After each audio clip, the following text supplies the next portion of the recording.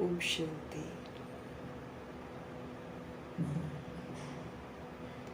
बाबा कहे, बेहद का सतो प्रधान पुरुषार्थ करो। और सतो प्रधान पुरुषार्थ बाबा कहते हैं कि निरंतर अपने को आत्मा समझकर एक बाप की याद में रहने का पुरुषार्थ जो होता है वो होता है सतो प्रधान पुरुषार्थ। निरंतर अपने को आत्मा समझकर एक बाप की याद में रहना सतो प्रधान पुरुषार्थ है। प्योरिटी है उस पुरुषार्थ में। ऐसा पुरुषार्थ करके अपने आप को हमें संपन्न और संपूर्ण बनाना है।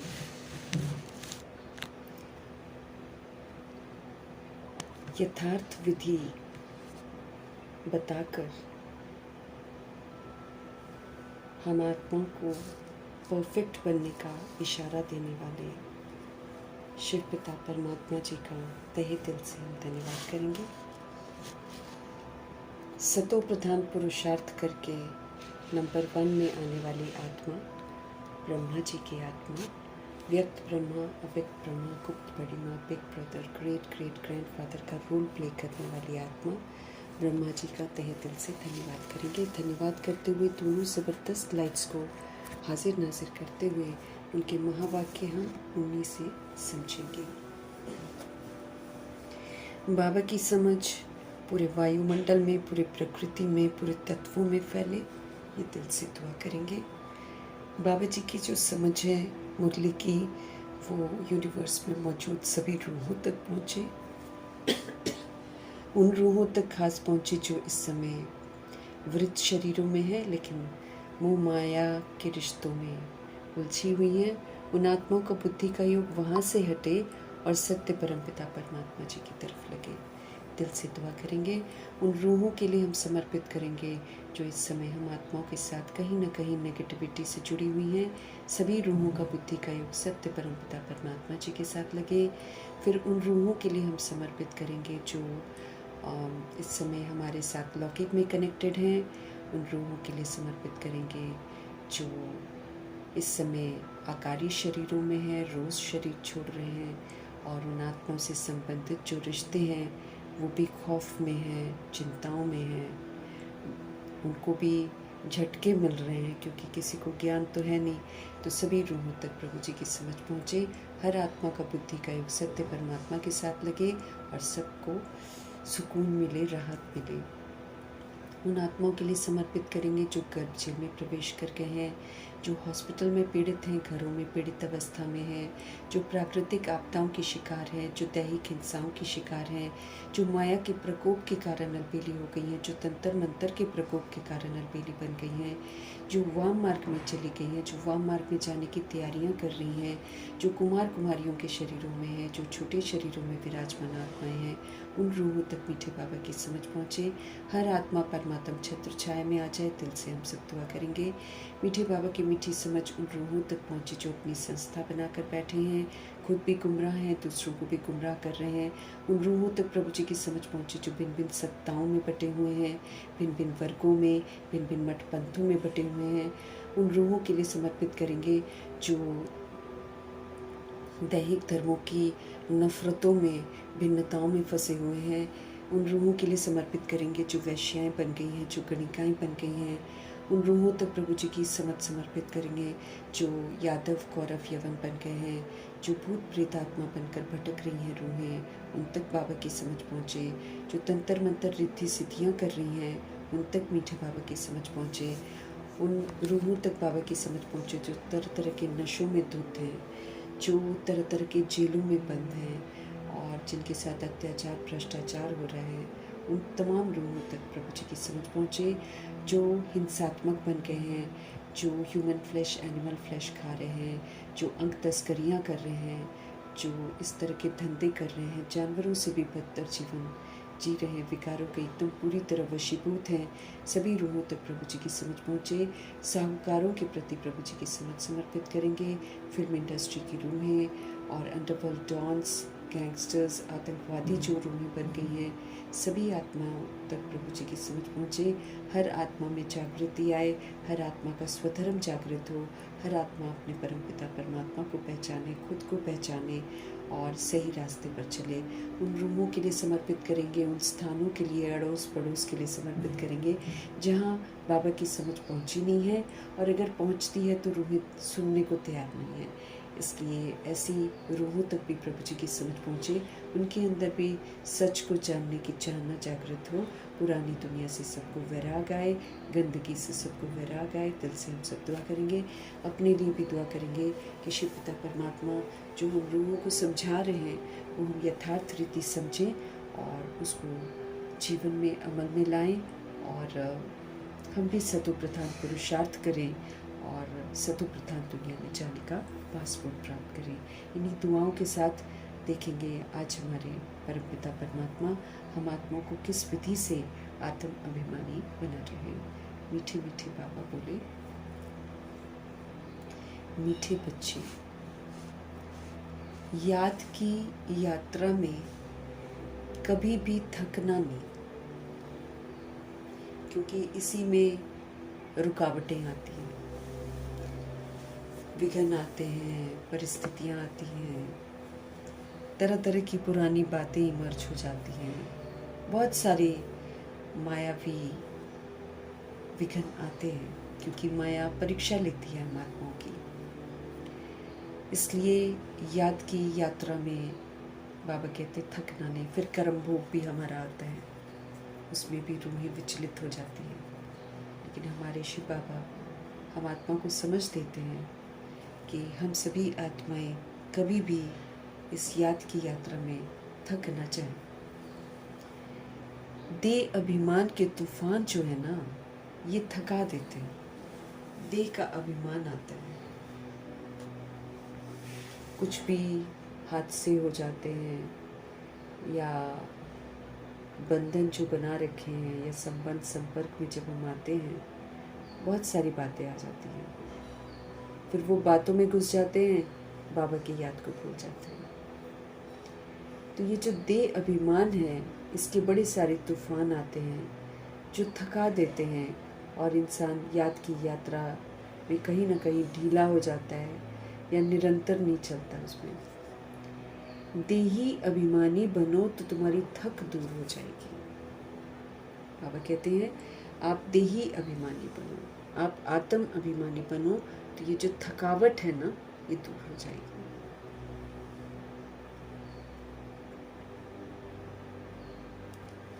मीठे मीठे बाबा हम आत्मा को समझते रहें कि याद की यात्रा में कभी भी थकना नहीं। देह का अभिमान ये बड़े सारे तूफान लेकर आएगा, इधर उधर दिमाग करेगा, परेशान करेगा और थकाएगा।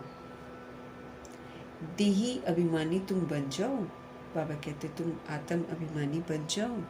चलते फिरते तुम अपने आप को आत्मा समझकर आत्मा के पार्ट को नेचुरल कर लो, तो तुम्हारी जो थकावट है वो दूर हो जाएगी। देह समझने से हम थकते हैं। आत्मा तो फिर इन सारी चीज़ों से ऊपर होती है ना, इसलिए। और फिर आत्म अभिमानी जब हम बनते हैं तो हम सतोगुणी पाठ बजाते हैं। सतोगुणी पाठ बजाते हैं तो सबसे पहले तो हमें बाबा से ब्लेसिंग्स मिलती हैं, और आत्म अभिमानी होते हैं तो बाबा की याद भी ज़रूर बनी रहती है। तो सब तरफ हम अच्छा वायुमंडल फैलाते हैं ना, इसलिए देही अभिमानी स्थिति में हम थकते नहीं हैं।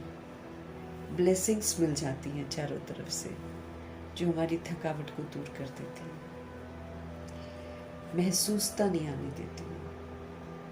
तो थकने वाली बातें बहुत सारी आएंगी, परीक्षाएं बार बार आएंगी जो हमको थका देंगी, लेकिन जब हम देह अभिमान में परीक्षा देंगे तो थक जाएंगे, लेकिन जब हम आत्मा बनकर परीक्षा देंगे तो हम सारी परीक्षाओं में पास हो जाएंगे।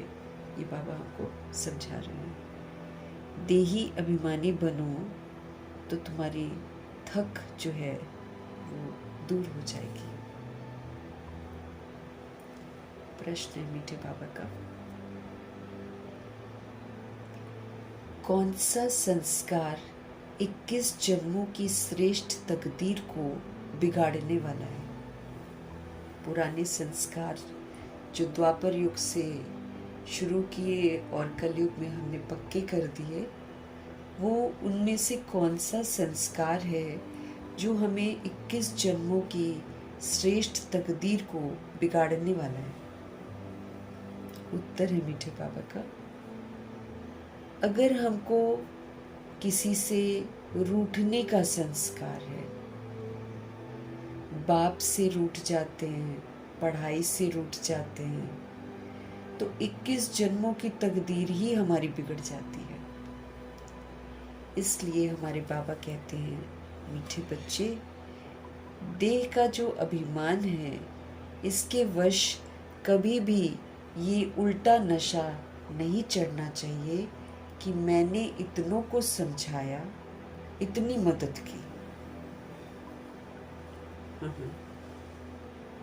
देखो बाबा कितनी बड़ी अथॉरिटी है, फिर भी बाबा हमारा कितना निरअहंकारी है। इसलिए सी फादर, हमारे शिव बाबा ऑलमाइटी अथॉरिटी है, ऊंची तो ऊंची हस्ती हैं, लेकिन कितना निरअहंकारी होकर पार्ट बजाते हैं ड्रामा में, और हमको क्या सिखा रहे हैं? ऐसे निरअहंकारी बनो। अहंकार देह के भान से आता है, आत्मा के भान से तो हम ड्रामा को समझ पाएंगे, रहम करेंगे और अपने आप को करेक्ट करेंगे। तो संस्कार हमने बड़े सारे टेढ़े बांके धारण कर रखे हैं, जिसमें रूठना भी एक संस्कार है। अगर किसी में रूठने का संस्कार है, बाप से भी रूठ जाते हैं, जैसे कोई काम नहीं बनता है, या फिर कोई अनहोनी हो जाती है, या फिर नाम मान शान नहीं मिलता है, चाहे जो भी कई वजह होती है, जिसकी वजह से ना बाबा से ही रूठ जाते हैं, पढ़ाई छोड़ देते हैं। तो फिर क्या होता है? ऐसी सोच का क्या होगा? जो बाबा से रूठ जाएगा और जो पढ़ाई से रूठ जाएगा, वो तो फिर 21 जन्मों की तकदीर उसकी बिगड़ जाती है। इसलिए हमारे पापा कहते हैं, मीठे बच्चे, देह अभिमान के वश कभी भी ये उल्टा नशा नहीं चढ़ना चाहिए कि मैंने इतनों को समझाया, मैंने इतनी मदद की। अब समझा कौन रहा है? भगवान जी समझा रहे हैं, भगवान जी ही सेवा करवा रहे हैं। उन्हीं को पता है कि उनके बच्चे कहाँ कहाँ हैं। तो ये नशा हमको कभी भी नहीं चढ़ना चाहिए कि हम कुछ करते हैं, है ना। लेकिन बाबा देख रहे होंगे कि कईयों को ये उल्टा नशा चढ़ जाता है कि मैंने इतनों को समझाया और मैंने इतनी मदद की। देखो बाबा कहते हैं, बाबा हमारा कितनी बड़ी अथॉरिटी है, शिव बाबा, फिर भी कितना निरअहंकारी है। इसलिए हमको भी बाबा को देखकर निरअहंकारी बनना है। हमारे बाबा की किसी भी वाचा में कड़वाहट नहीं है, वार्निंग है, चेतावनी है। जब हम नहीं सुनते हैं तो बाबा वार्निंग ज़रूर देते हैं, सख्त होते हैं, लेकिन कड़वापन कभी नहीं होता बाबा को। निरअहंकारी होते हैं। हम आत्माओं के लिए कितने सारे रोज़ वरदानी बोल बोलते हैं बाबा, ताकि हम अपना भाग्य बनाएं। प्यारे प्यारे वरदान देते हैं बाबा। तो अगर किसी में रूठने का संस्कार है, बाप से पढ़ाई से रूठ जाती हैं आत्माएं, तो 21 जन्मों की तकदीर उनकी बिगड़ जाती है। इसलिए हमारे बाबा कहते हैं, इस देह अभिमान को ख़त्म करो, इसके वश कभी भी उल्टा नशा न चढ़े कि हमने इतनों को समझाया या हमने इतनी मदद की। बाबा हमारे जैसे इतनी बड़ी अथॉरिटी हैं, फिर भी इतनों को बाबा तो सभी को समझा रहे हैं, तो बाबा थोड़ी घमंड करते हैं कि मैंने इतनों को समझा। तो वो कितने निरअहंकारी हैं। ब्रह्मा जी को घमंड है क्या? तो व्यक्त से अव्यक्त होकर भी निरअहंकारी बनकर सेवा कर रहे हैं। तो हमको भी अपने निराकार शिव को फॉलो करना है और ब्रह्मा जी को प्रैक्टिकल में देख के फॉलो करना है। गीत है, रात के राही थक मत जाना। ये कलयुग की अंतिम रात चल रही है, जिसमें बहुत सारी थकाने वाली बातें आती हैं, और इसी रात से गुजरते हुए हमको दिन में जाना है और याद की यात्रा में रहते हुए जाना है। इसलिए उनका कहना है कि कहीं तुम थक मत जाना। सुबह की मंजिल दूर नहीं है, बहुत समीप है। ओम शांति। मीठे मीठे सिखिलिदे बच्चों ने गीत सुना, और जो योग युक्त हैं बाबा के बच्चे, जो सर्विसेबल बच्चे हैं, जिनका योग बाबा के साथ लगा रहता है, वही तो सर्विसेबल है। जो योग युक्त होते हैं, जो निरंतर बाबा के साथ कनेक्टेड रहते हैं, वही तो असल में सर्विसेबल है, क्योंकि फिर उनका अपने ऊपर बड़ा अटेंशन रहता है, और स्व पर अटेंशन रहना, बाबा की यादों में रहकर वायुमंडल को शुद्ध करना, वही तो सर्विसेबल है ना। जो योग युक्त सर्विसेबल बच्चे हैं, वो इसका अर्थ झट समझ लेते हैं। किसका? रात के राही थक मत जाना। वो बहुत जल्दी इसका अर्थ समझते हैं। हम रात के राही अर्थात ब्राह्मणों की जब रात पूरी हुई है, भक्ति मार्ग को रात कहा जाता है। आधा कल्प रात का पूरा होता है। हद का भी दिन और रात है ना। हद का भी दिन और रात, जैसे अभी दिन होता है फिर रात भी होती है, ये हद का, सुबह और शाम जो हमारी होती है, ये हद की है। लेकिन बेहद का दिन और बेहद की रात भी होती है। बेहद का दिन सतयुग, त्रेता युग, संगम युग हमारा बाबा के साथ अमृत वेला, और द्वापर युग, कलयुग रात। समझ से हम बेसमझ बनते हैं जब हम अपने देह के भान में आ जाते हैं, तब वो रात की शुरुआत हो जाती है। मतलब बेसमझी, अज्ञानता की रात, उसको बोलते हैं बेहद की रात। भक्ति मार्ग को रात कहा जाता है। भक्ति मार्ग को रात कहा जाता है क्योंकि रूहें इसमें भटकती हैं। कभी उसको मानती हैं, कभी उसको मानती हैं, कभी उसको मानती हैं, मिलता कुछ भी नहीं है।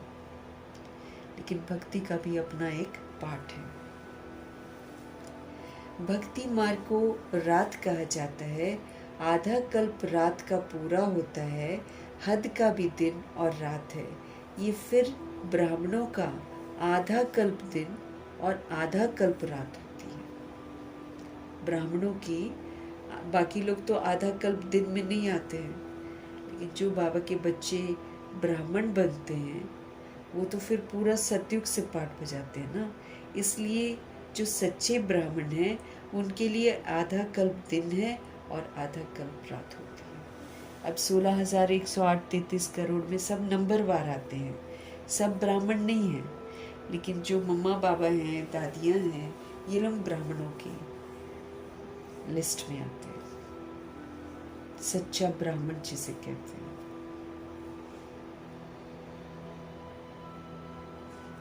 बाबा हमको कह रहे हैं, ये फिर ब्राह्मणों का आधा कल्प दिन और आधा कल्प रात होती है।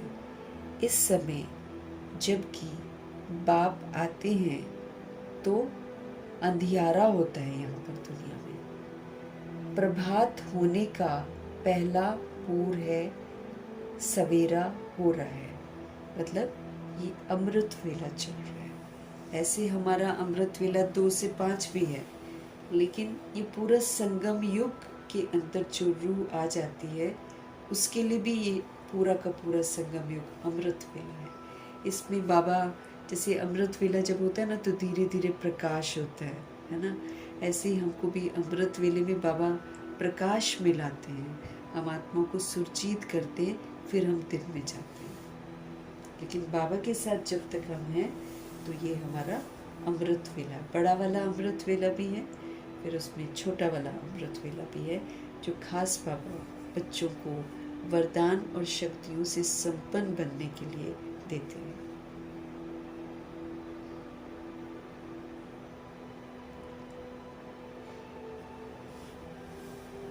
इस समय जबकि बाप आते हैं तो अंधियारा है, प्रभात होने का पहला पूर है, सवेरा हो रहा है। बच्चे जानते हैं, अब बाप कहते हैं, मीठे मीठे बच्चे, याद की यात्रा में थक मत जाना। जैसे जिस्मानी यात्रा होती है, आगे पैदल जाते थे, बहुत धीरे धीरे बीच में मंजिल बनी रहती है, मालूम रहता है कि हमको फलानी फलानी मंजिल पर ठहरना है। आगे बहुत श्रद्धा से लोग पैदल जाते थे, उसमें बड़ी मेहनत है। अब ये तो बहुत सहज है याद की यात्रा। बाबा तो हमको कहीं बोलते नहीं कि कुछ कॉम्प्लिकेटेड करो, बाबा तो हमको बोलते सहज याद करो। इसको कहा जाता है सहज याद, सहज योग। अपने को आत्मा समझो और परमपिता परमात्मा को याद करो, चलते फिरते उठते बैठते हर समय याद करो। बहुत सहज है। इसको कहा जाता है सहज याद, इसको कहा जाता है सहज योग। सिर्फ बाप को याद करना है, सिर्फ बाप को याद करना है। थकने का मतलब ही है देह अभिमानी बनना। थकने का मतलब है मेरे को देह का अभिमान आया है। अगर मैं आत्मा समझूंगी तो बाबा कहते थकोगे नहीं, लेकिन अगर हम देह समझेंगे तो हमको थकावट जरूर होगी। हाँ, इसमें कोई शक नहीं कि माया के विघ्न पड़ते हैं। माया विघ्न डालकर थकाने की कोशिश जरूर करती है कि थक जाओ तुम।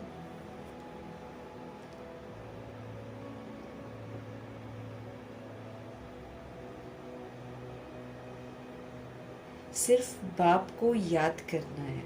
थकने का मतलब ही है देह अभिमानी बनना।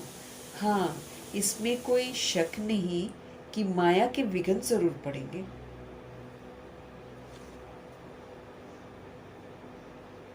परंतु इसमें थक मत जाओ। थक जाने से देह अभिमान आ जाता है। बाप कहते हैं बच्चे, शरीर निर्वाह के लिए काम तो करना है, उसके लिए छुट्टी है 8 घंटा।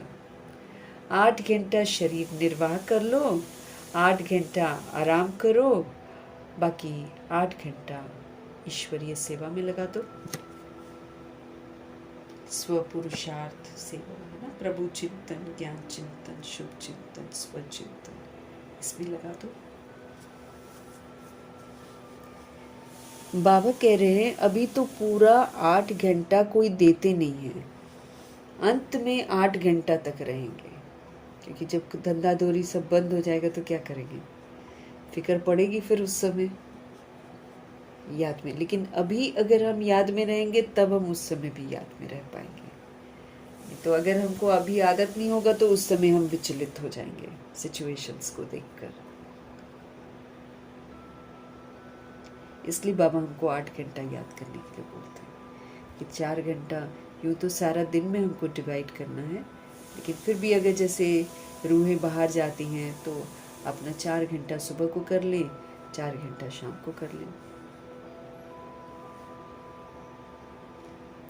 लेकिन वही है, सबका अपना अपना सिस्टम होता है। पहले जैसी आसान ज़िंदगी तो है नहीं कि 8 घंटा जॉब हो। आजकल तो मेरे ख्याल से ज़्यादा घंटा काम करवाते हैं, फिर आने जाने में भी समय लगता है।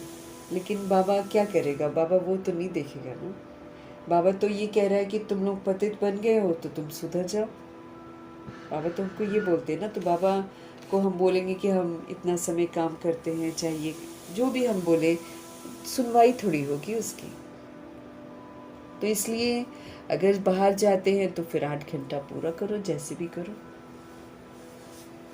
क्योंकि ये जो कमाई है, ये जो विकर्म मेरे विनाश हो रहे हैं, ये मुझे आत्मा का भला हो रहा है। लेकिन अगर मैं जिस्मानी के पीछे जाऊंगी तो जिस्मानी तो मेरा ख़त्म हो जाएगा, वो तो मेरी रक्षा नहीं करेगा कहीं भी। इसलिए 8 घंटे की तरफ ध्यान खिंचवा रहे हैं। लेकिन यहाँ पर बाबा कह रहे हैं कि अभी तो पूरा 8 घंटा कोई देते ही नहीं है, अंत में 8 घंटा तक रहेंगे।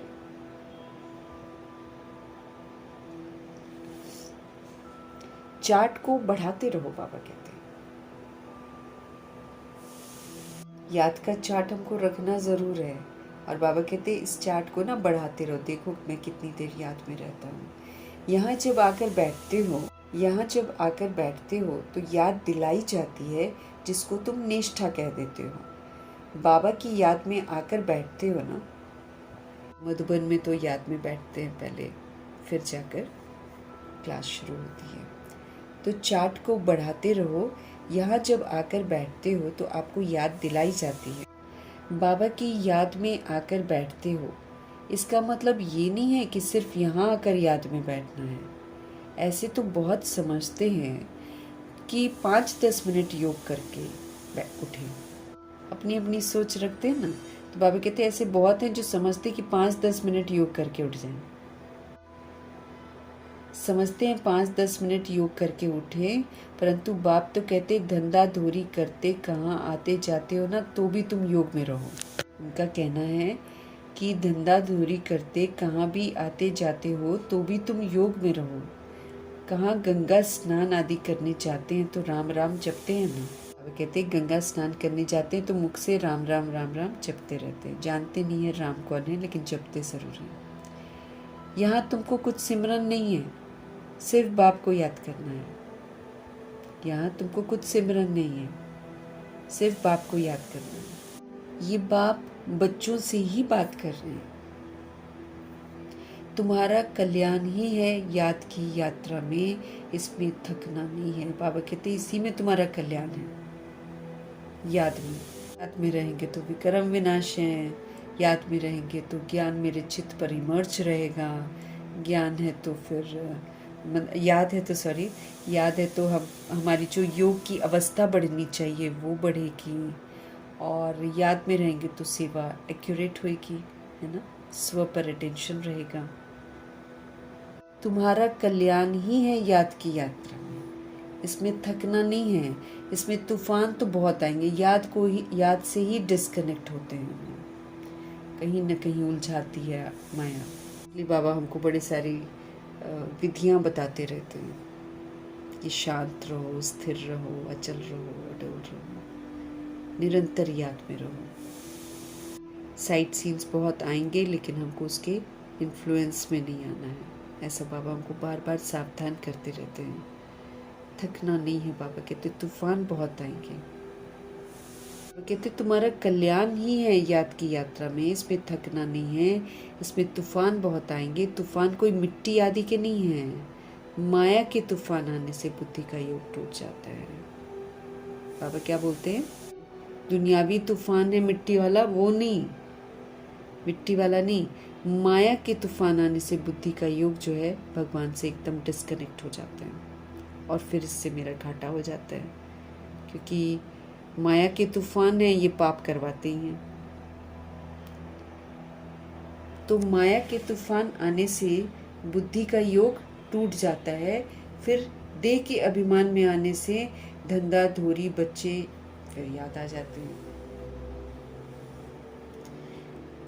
निमित्त मात्र निभाना है, ट्रस्टी बनकर याद में रहकर निभाना है।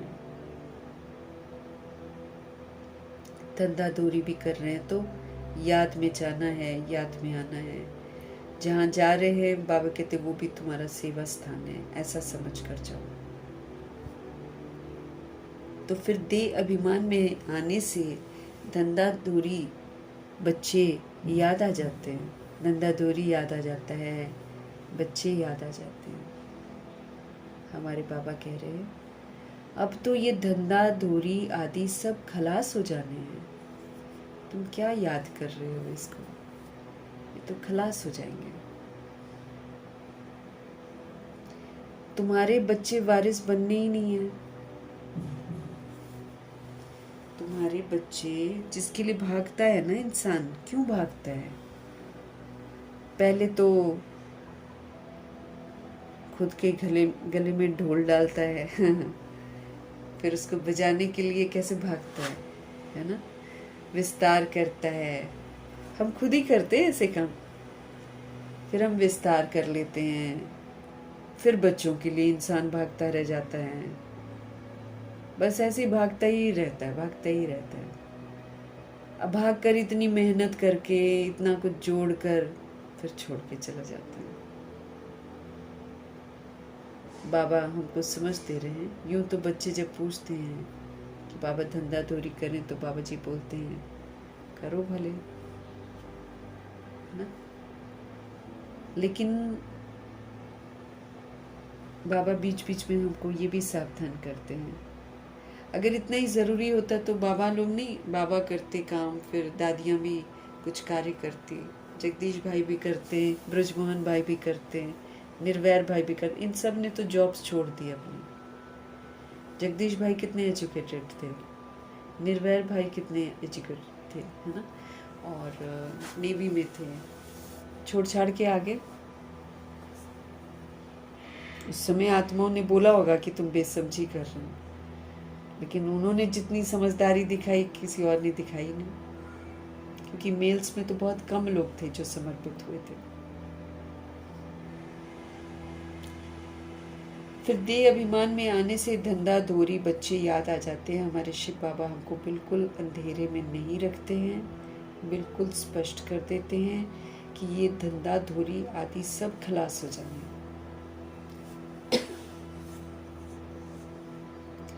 तुम्हारे बच्चे वारिस बनने ही नहीं है तो तुम पैसा मत जोड़ो उनके लिए कि हम जोड़े इनके लिए। कई लोग होते हैं ना, इंश्योरेंस करा देते हैं, कई लोग बैंक में फिक्स डिपॉजिट करवाते हैं, बहुत कुछ करवाते हैं बच्चों के लिए। आजकल कोई ना कोई पॉलिसी ले लेते हैं।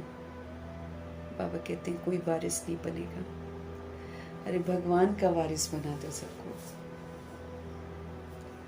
सबको भगवान का वारिस बना दो। तुम्हारे बच्चे वारिस बनने ही नहीं है, सब खत्म हो जाना है। तो उसके लिए हमको स्ट्रांग बनना है ना। हमको बाबा को याद कर करके तो हम स्ट्रांग बनेंगे, नहीं तो स्ट्रांग कैसे बने, कैसे फेस करेंगे इतना वास्ट डिस्ट्रक्शन।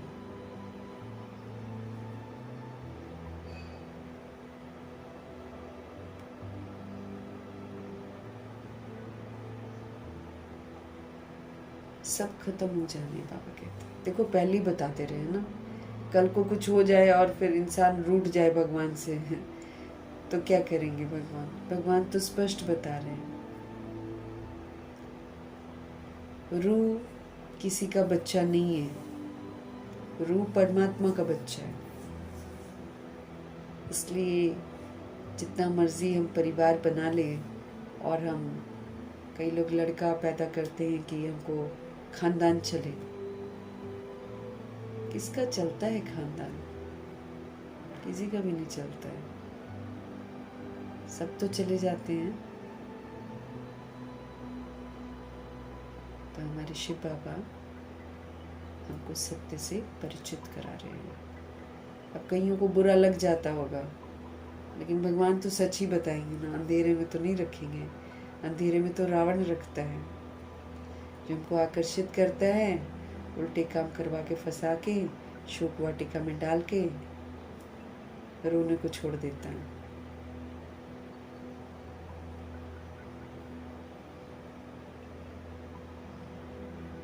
अभी तो वारिस बेहद के बाप के खड़े हैं, बाबा का वारिस बनो, बाबा कहते हैं। यहाँ पे सब कुछ मिलेगा। हाँ हाँ, यहाँ का डिस्ट्रॉय नहीं होता है। वारिस बनने के लिए फिर बाबा को वारिस बनाना है, सब कुछ तन मन धन सब समर्पित करके फिर उनका बनना है। तो देखो कितना भरपूर कर देते हैं भगवान।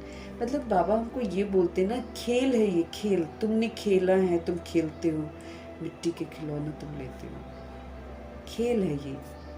इस खेल में हम किसी को भी अपना नहीं समझ सकते, किसी वस्तु वैभव को अपना नहीं समझ सकते। खेल है वो। देखो वो वाला हमको शमशानी वैराग आता है थोड़ी देर का।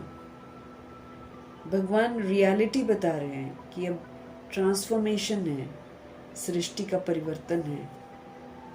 तो इस सृष्टि परिवर्तन में सब छिन जाएगा। तुम पहले डिटैच हो जाओ, बाबा हमको ये बोलते हैं।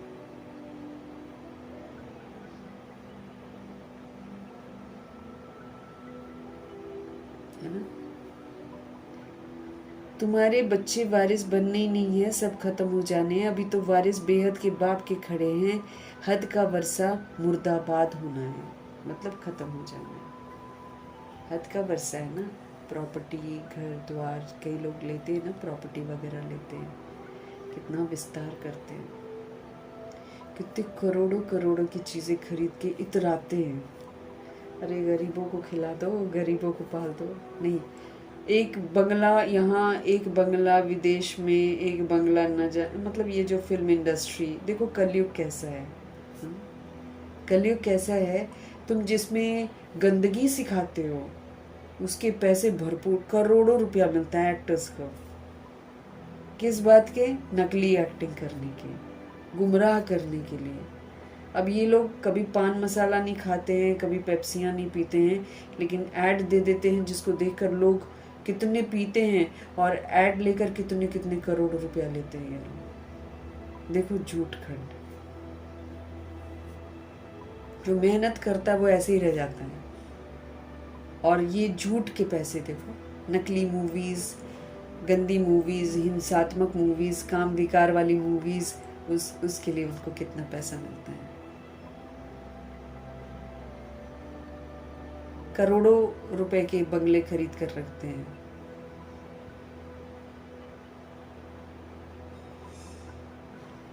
ये हद का वर्षा, बाबा कहते हैं, मुर्दाबाद हो गया। किसी की दबी रहेगी धूल में, राजा खा रहा है बैठकर, किसी की राजा खाए, कलयुग का राजा खा रहा है आराम से, पूरे वर्ल्ड में घूम रहा है, खा रहा है। देश की हालत बद से बदतर हो रही है, किसी की राजा खाए। आज दौर चल रहा है, चोर लूट रहे हैं, किसी की चोर लूट ले जाए, किसी की आग जला दे रही है। देखो कई घर जल रहे हैं तो आग जला रही है ना, हो रहा है ना सच। सिर्फ धनी के नाम का जो थोड़ा बहुत दिया होएगा, बस वही सफल होगा। बाबा कह रहे हद का वर्षा मुर्दाबाद होना है।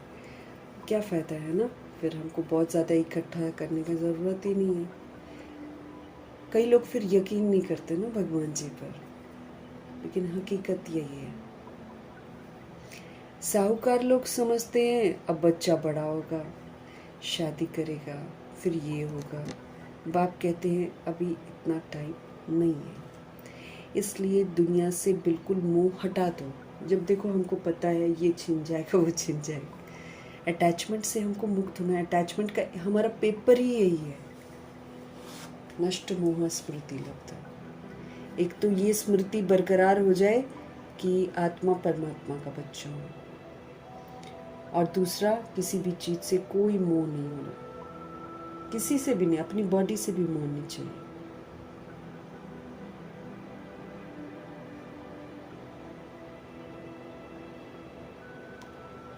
बाप कहते हैं अभी इतना टाइम नहीं है, इसलिए दुनिया से तो बिल्कुल मोह हटा दो तुम।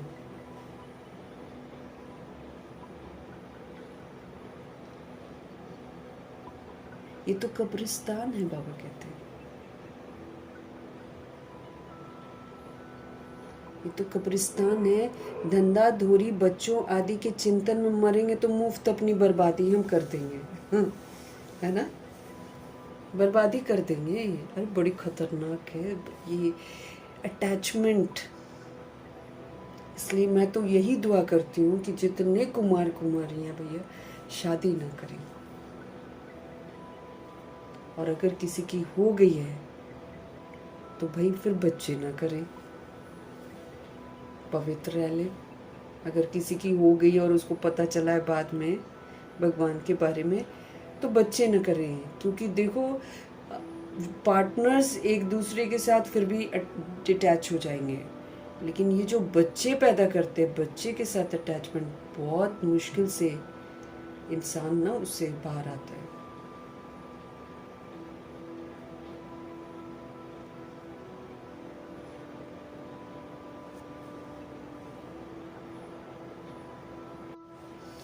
बाबा कह रहे हैं अब बच्चा बड़ा होगा, कई लोग सोचते हैं ना, सारे लोग यही सोच रहे हैं बच्चे हमारे बड़े होंगे, शादी करेगा, फिर ये होगा।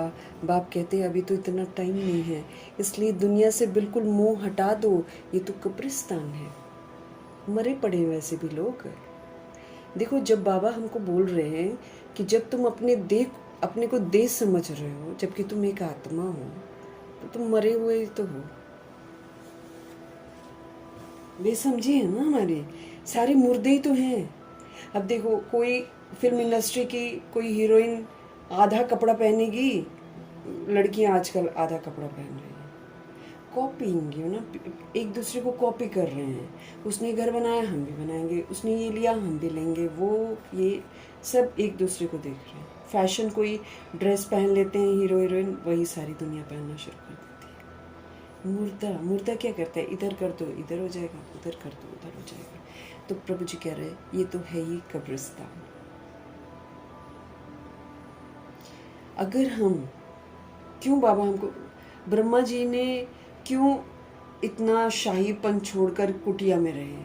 वो अपने देह अभिमान को तोड़ रहे थे कि दादा लेखराज नहीं रहना चाहिए बुद्धि में, क्योंकि वो शाही उसमें थे ना, उनके पास तो वो तो गजब का भगवान के बन गए कि उनका अंतिम जन्म भी इतना सुंदर था, इज्जत वाला था, क्योंकि वो भगवान पर कुर्बान गए हैं, इसलिए सारी दुनिया उनको बहुत प्यार करती थी। लेकिन ये है कि बस खाली ब्रह्मा जी बन गए ना, तब उसके बाद उनके दुश्मन बन गए। लेकिन एज लॉन्ग एज वो दादा लेखराज थे तो सारे लोग बहुत अच्छा समझते थे। क्यों छोड़ा था उन्होंने सारा कुछ तुरंत? क्योंकि उनको यकीन हो गया था ये सब डिस्ट्रॉय हो जाएगा। बच्चों से भी डिटैच हो गए थे, धंधा धोरी तो तुरंत उन्होंने बनारस से लौटते समय, जनक दादी ने बोला ना कि बनारस में ही उनको वैराग आ गया, और फिर उन्होंने वहीं से अपने दोस्त को फ़ोन किया कि भाई तुम जो मेरे को देना चाहते हो दे दो और संभालो तुम पूरा अपना बिजनेस। उससे भी ये नहीं कहा कि नाप तोल नहीं किया कि नहीं भाई इतना मेरा हिस्सा बनता है उतना मेरा हिस्सा बनता है, और खुद गए भी नहीं। विश्व किशोर भाई को बोला कि तुम ही जाकर कराओ जो करना, और उन्होंने ये भी बोला कि ये मत बोलना कि नहीं हम इतना नहीं, इतना चाहिए, इतना नहीं है, जो देगा ना वही ले आओ। हाँ। जो प्रॉपर्टी उनकी कोलकाता में थी या जहाँ कराची में थी, सब मतलब प्रभु के हवाले कर दी। एक्स्ट्रा जो भी प्रॉपर्टी थी बेचकर जो भी पैसा मिला प्रभु के हवाले कर दिया, मतलब यज्ञ के हवाले कर दिया।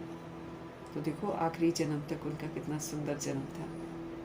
इट्स ऑल आवर कर्मा ना। धंधा धोरी अगर हमारा होगा और अगर हम उसका विस्तार करेंगे, वो हमको याद आएगा। ये तो इन्हीं यादों को तो हमको मिटाना है, ये मिटती ही तो नहीं है।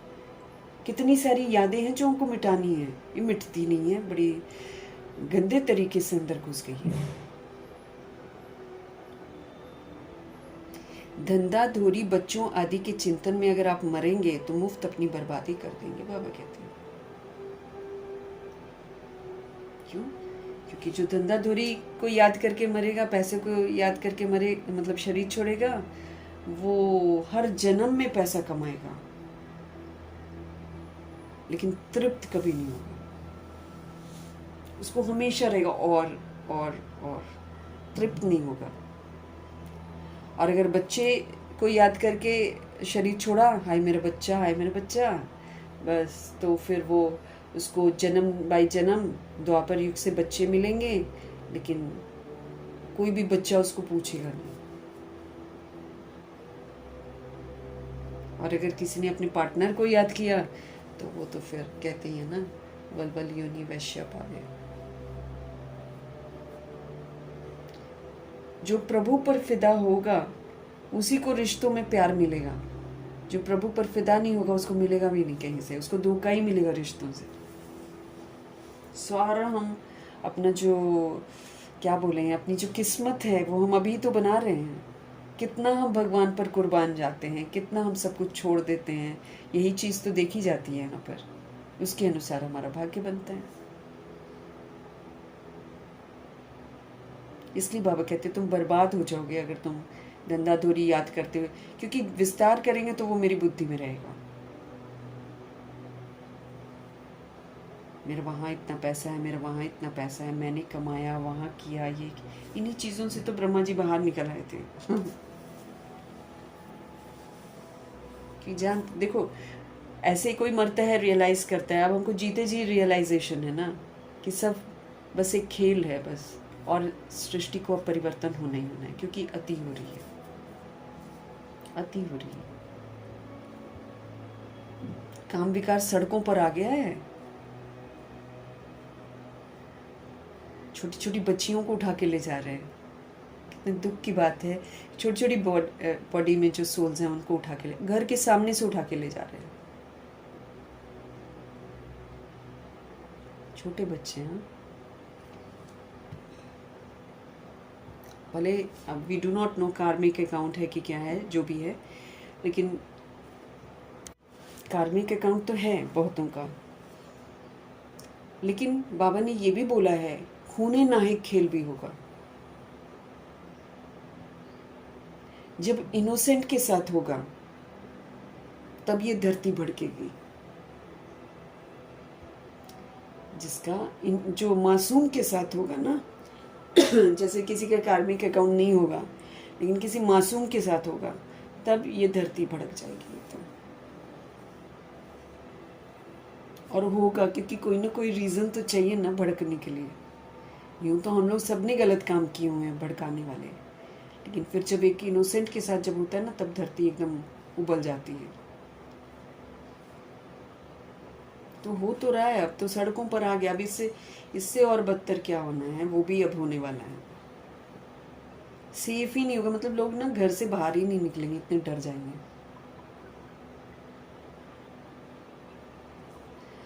हमारी प्रोटेक्शन ही तब होगी अगर हम सोल कॉन्शियस हैं। साफ बोलते हैं बाबा, सोल कॉन्शियस नहीं है तो हमको विनाश का सेक लगेगा ही लगेगा। मेरी कोई प्रोटेक्शन नहीं है अगर मैं सोल कॉन्शियस नहीं होती। और अगर मैं सोल कॉन्शियस हूँ तो मेरी बॉडी किसी को दिखाई नहीं देगी, क्योंकि इंसान इतना ज़्यादा जानवर से बदतर हो जाएगा कि जब उसको भूख लगेगी ना, वो काट के खा भी लेगा किसी को भी। स्पेशली नॉन वेजिटेरियंस जो हैं, उनको जब नहीं मिलेगा तो वो ह्यूमन बींग्स को भी तो खाएंगे। जानवर तो आजकल उतने दिखते नहीं हैं। बकरे वगैरह दिखते हैं क्या, मुर्गे दिखते हैं क्या? सड़कों पर दिख रहे हैं घूमते हुए, कहते हैं अगर हम नहीं खाएंगे तो ये घूमेंगे। खाने वाले ये बोलते हैं। अब तो ह्यूमन बींग्स दिख रहे हैं, तो लोग ह्यूमन बींग्स को खाएंगे।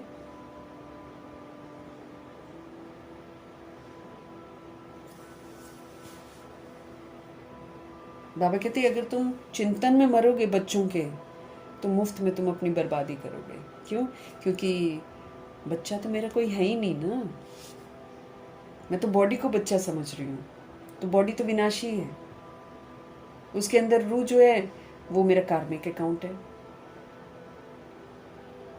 वो मेरा बच्चा थोड़ी है। इस सत्य को जितना जल्दी हम स्वीकार कर ले उतना अच्छा है, नहीं तो फिर हमको दिक्कत होगी, परेशानी होगी।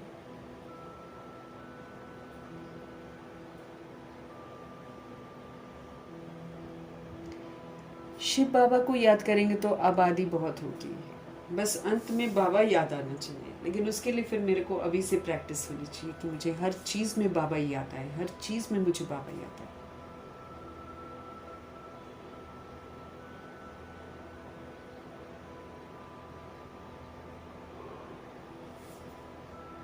पक्का कराओ बच्चों को, they must remember only Shiv बाबा।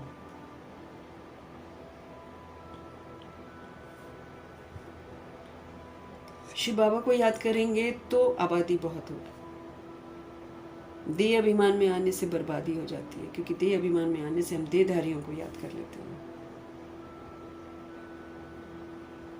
देही अभिमानी बनने में आबादी होती है। जितना हम याद करेंगे उतना भविष्य 21 जन्म वर्षा पाएंगे। प्रभु जी की याद से हमको वर्षा मिलेगा।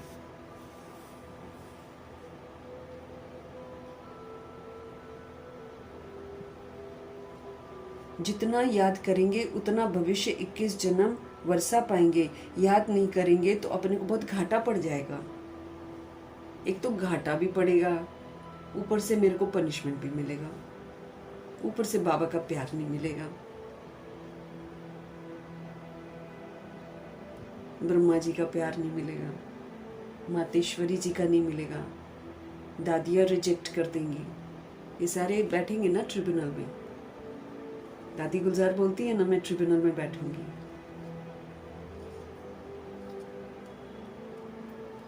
लेकिन क्या बोलती है, मैं उस समय दादी गुलजार नहीं होंगी। जब उन्होंने बोला था ना, कुछ नहीं किसी ने बोला था ना कि आप हमारे लिए वो कर देना, वो कह रही थी मैं उस समय गुलजार नहीं होगी। अष्टरत्न है ये।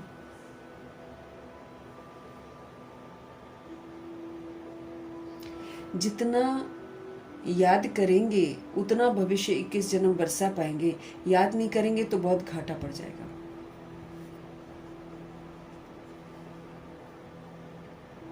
वो फिर कल्प कल्पांतर के लिए हो जाएगा। अब घाटा कोई एक बार का थोड़ी पड़ेगा, हम कोई करेक्ट थोड़ी कर पाएंगे अपने आप को। ये तो फिर हर बार यही होगा, हर बार यही होगा।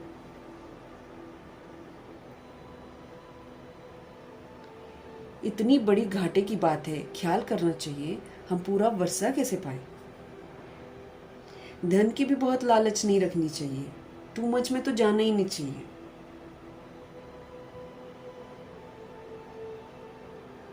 आज इंसान क्या करता है, इतना लगाओ, इतना सरकार भी लालच देती है, इतना दो, इतना करके देंगे। ये शेयर वेयर में जो लोग लगाते हैं इतना सारा पैसा, सब झटके भी खाते हैं, और अभी तो और झटका खाने वाले हैं, क्योंकि सब में लॉस ही लॉस होना है सबको।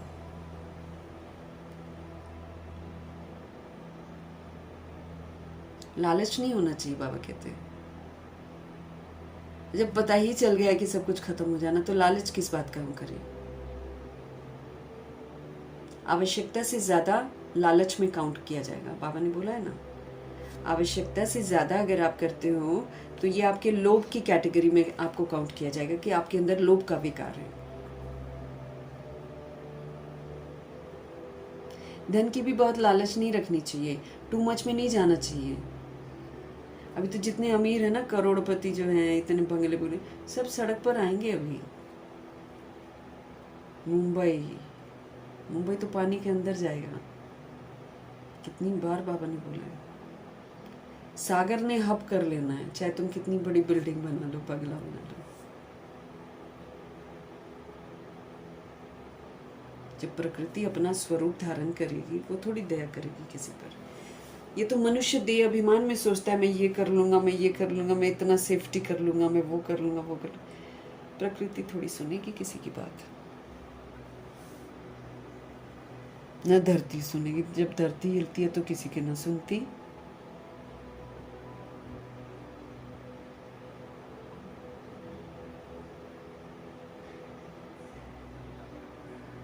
ख्याल करना चाहिए, बाबा कहते हैं कि हम पूरा वर्षा कैसे पाएं। धन की भी बहुत लालच नहीं रखनी चाहिए, टू मच में नहीं जाना चाहिए। कोई दिवाला मारते हैं तो बहुत फिकरात हो जाती है, शिव बाबा को बिल्कुल भूल जाते हैं, घाटा पड़ जाता है ना। इस मातेश्वरी के फादर को पूरा घाटा पड़ गया था, तब देखो उनको हार्ट अटैक आ गया। लेकिन मम्मा जी फिर आ गई बाबा के पास। अब कहीं को बहुत झटका पड़ता है ना, कहीं को बड़ा लॉस होता है कभी कभी, तो कोई दिवाला मारते हैं ना तो बहुत फिक्रात हो जाती है उनको, शिव बाबा को ही भूल जाते हैं। फिर उसी फिक्रात में लगेंगे कि हमारा मेरा ये लॉस हुआ है ना, अब मैं इसको भरपूर करूं। अरे भैया, लाइफ तो जाने वाली है, ये तो रह जाएगा पैसा यहीं पर, ये कहाँ जाने वाला है हमारे साथ। लेकिन जो मुझे रूह को सजा मिलने वाली है उससे तो मैं बच जाऊं।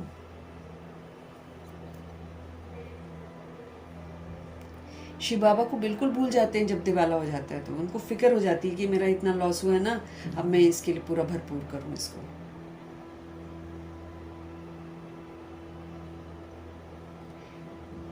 फिर दोष रखते हैं कि ज्ञान में आए ना तब दिवाला मारा है। हाँ, बहुत सारे लोगों के यही होता है, दिवाला मारा है। हाँ,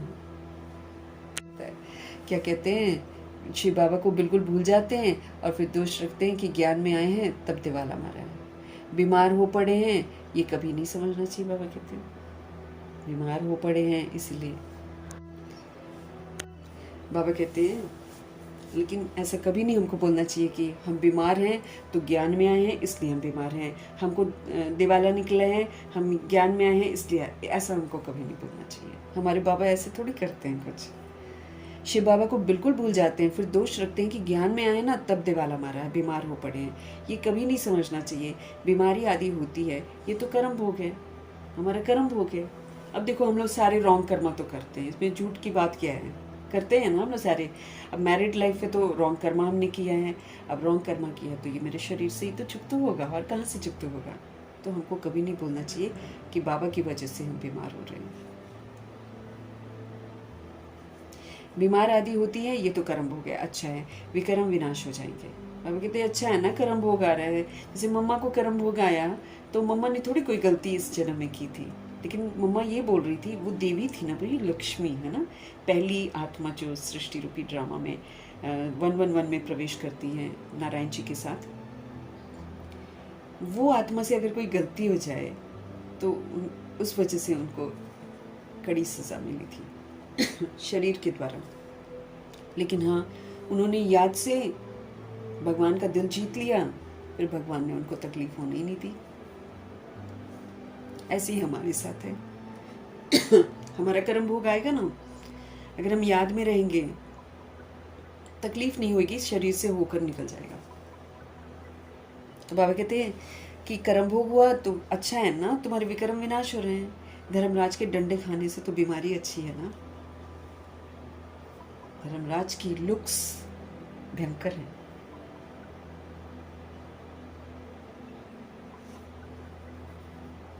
ये तो बाबा कहते हैं धर्मराज के डंडे खाने से तो बीमारी अच्छी है ना, कर्म भोग चुप तो करना है। ये तो महारोगी शरीर है ना, रोग लगे हुए हैं हमको, काम क्रोध लोभ मोह अहंकार ईर्ष्या द्वेष बेलपन सुस्ती, कितने सारे रोग लगे हुए हैं हमें। ये आत्मा को रोग लगता है जिसकी वजह से फिर शरीर को दिक्कत आती है। इसलिए डॉक्टर्स भी आजकल कहते हैं कि अगर आप गुस्सा करते हैं तो आपके ये वाला ऑर्गन खराब हो जाता है, अगर आप ये करते हो तो किडनी खराब हो जाती है, ऐसे करके बहुत सारा एक लंबा लिस्ट है जिसमें वो लोग बताते हैं। तो मतलब सारा सोल को जो बीमारी लगती है ना, उसका इफेक्ट पूरा बॉडी में आता है। कर्म भोग चुप तो करना है, ये तो महारोगी शरीर है, कितनी संभाल की जाती है, चलते चलते खड़े हो जाते हैं, हार्ट फेल हो जाता है। ऐसी पुरानी दुनिया को तो बुद्धि से एकदम भूल जाना चाहिए। अब कितने लोग यंग बॉडी में जो सोल्स हैं वो खड़े खड़े मर गए ऐसे। वो शॉट, एक प्लेयर खेल रहा है, क्रिकेट खेल रहा है, ऑन द फील्ड ही डाइड, हार्ट अटैक आ गया। बाबा कहते हैं कितनी संभाल की जाती है, चलते चलते खड़े हो जाते हैं, हार्ट फेल हो जाते हैं। ऐसी पुरानी दुनिया को तो बुद्धि से एकदम भूल जाना चाहिए। बच्चे देखते हैं बाप नया घर बना रहे हैं तो पुराने से एकदम दिल हट जाती है ना। दुनिया में भी अगर कोई लोग पुराना घर होता है, एक नया घर बनता है, तो ऑटोमेटिकली पुराने घर से उनको लगता है नए घर में जाए, नए घर में जाए, पुराना भूल जाता है। बस यही हाल है। हमारे शिव बाबा हमारे लिए जन्नत क्रिएट कर रहे हैं, तो बाबा कहते हैं इस नर्क को तो भूल जाओ। फिर भी आत्माएं भूल नहीं पाती हैं। ऐसी पुरानी दुनिया को जहाँ अकाली मृत्यु होती है, जहाँ छल कपट है, जहाँ भ्रष्टाचारी अत्याचार है, ऐसी दुनिया को तो भूल जाना चाहिए। बच्चे देखते हैं बाप नया घर बना रहे हैं तो पुराने से एकदम दिल हट जाती है। कहते बाबा जल्दी से मकान बनाओ, पुराने मकान में तकलीफ बहुत है। तुम भी जानते हो ये जो पुरानी दुनिया है ये अब बहुत गंदी हो गई है, बहुत गंदी हो गई है।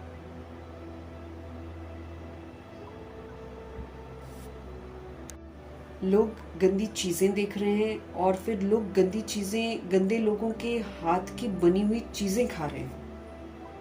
कई एक बार इंसान खुद गंदा नहीं होता है, लेकिन दूसरा कोई गंदा सोच रहा है और वो खाने में डाल रहा है तो उसको जो खाएगा वो गंदा काम करेगा। इसलिए बाबा हमको मना करते हैं कि किसी दूसरे बाहर के हाथ का मत खाओ बना हुआ खाना, क्योंकि उसकी वृत्ति दृष्टि कैसी है नहीं मालूम है।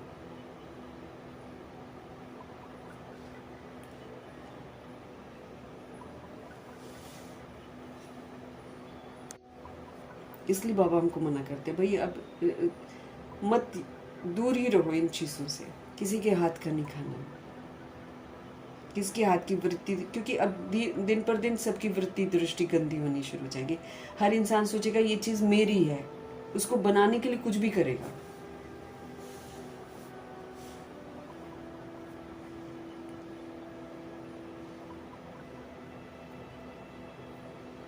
तुम भी जानती हो पुरानी दुनिया तो बहुत गंदी है, बहुत गंदी है। ये तुम्हारा ये है बेहद का सन्यास।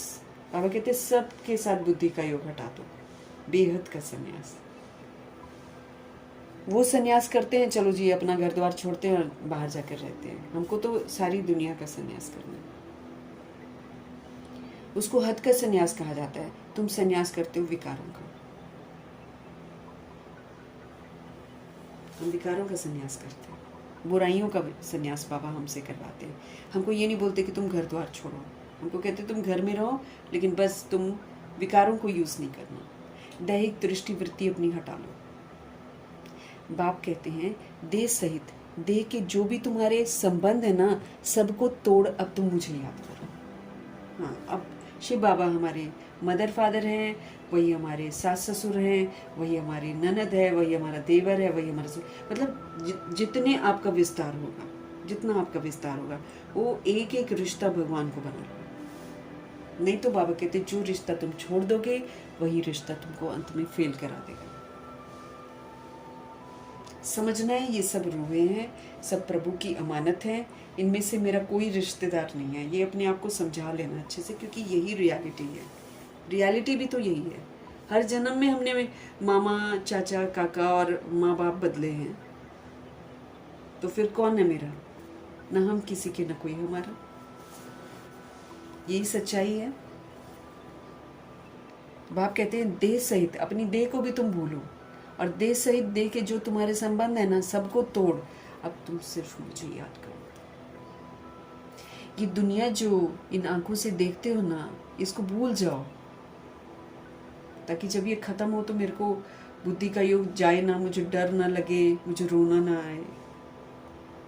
स्ट्रांग बनना है ना हमको, नहीं तो रोना आ जाएगा।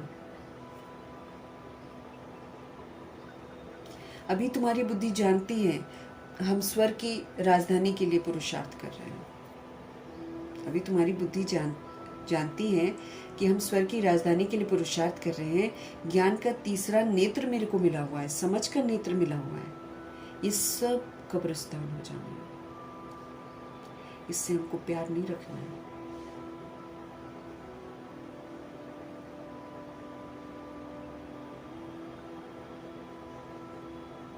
आजकल मनुष्यों के पास पैसे बहुत हैं तो विकार भी तो तेज हो गए हैं। एक्स्ट्रा मैरिटल अफेयर चल रहे हैं सबके, बताओ। और ताज्जुब की बात है कि माँ कभी कपूत नहीं बनती, ऐसा कहा जाता था। अब माँ को अगर अफेयर हो गया है किसी के साथ तो बच्चे को मार देती है। कमाल है।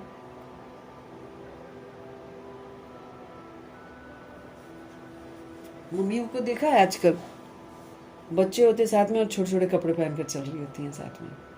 वो बच्चों का ही दिमाग माँ के लिए खराब हो रहा है आजकल। पूरा सृष्टि पूरी गंदी होती चली जा रही है। आजकल मनुष्यों के पास पैसा बहुत है ना, तो विकार भी तेज हो गया।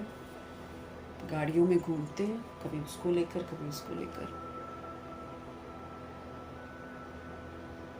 काम विकार कितना तेज हो गया है, नहीं देख रहे हैं।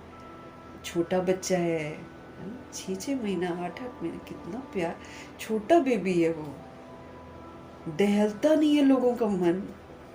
इतना काम विकार अंदर घुस गया है। 4 साल की बच्ची, 3 साल की बच्ची, कैसे कैसे चीज़ें आ रही हैं। टाइम्स ऑफ इंडिया में न्यूज़ आ रहा है, चलो इधर उधर कुछ है तो गलत भी हो सकता है। Shocking, you know, your children are not safe now. क्या पुलिस भी बोलती है अब। जब 13 साल की लड़की के साथ हुआ तो पुलिस ने भी अनाउंस किया है, कृपया अपने बच्चों को अकेले मत भेजो कहीं भी, साथ में जाओ। इतना अनसेफ है दुनिया। और सादगी में रखो बच्चों को। फैशन जितना करेंगे उतना सबकी नजर जाएगी। काम बगैर रह ही नहीं सकते हैं कई लोग। 4-5 वर्ष पवित्र रहकर फिर लिखते हैं बाबा आज इनको भूत लगा। हाँ, बाबा के बच्चे भी, हाँ बहुत डेंजरस है हमारे लिए भी। बाहर की चीजें नहीं खानी चाहिए, कुछ नहीं, पवित्रता को मेंटेन करना है एकदम। 4-5 वर्ष पवित्र रहती हैं आत्माएं, फिर लिखते हैं बाबा आज इनको भूत लगा, काला मुंह कर दिया। कितना धक्का खाया। एकदम 5 मंजिल से गिरे। पहले पहले ये बॉडी कॉन्शियसनेस, देह का अभिमान, ऊपर से गिरा, ठक पुर्जा पुर्जा हो गया। उसके बाद हड्ड गुड्डे जो दुखने हैं वो अलग, फिर चंडाल की जॉब मिलेगी वो अलग। दुर्दशा ही दुर्दशा, क्योंकि जब होश आएगा तो दिमाग खराब हो जाएगा। फिर पश्चाताप के सिवाय क्या करेंगे। खलास, हड्ड गुड बिल्कुल ही टूट जाते हैं। फिर पुरुषार्थ करने में टाइम लगता है। ये है सबसे बड़ी चोट। इसलिए बाबा कहते हैं काम महाशत्रु है। विकार को ही तो पतितपना कहा जाता है। कहते हैं बाबा हमको पतित से पावन बनाओ। भारत में ही संपूर्ण निर्विकारी थे। भारत ही निर्विकारी था कभी, अब भारत ही विकारी हो गया है। संपूर्ण निर्विकारी सूर्यवंशी को कहेंगे, एकदम संपूर्ण निर्विकारी सूर्यवंशी।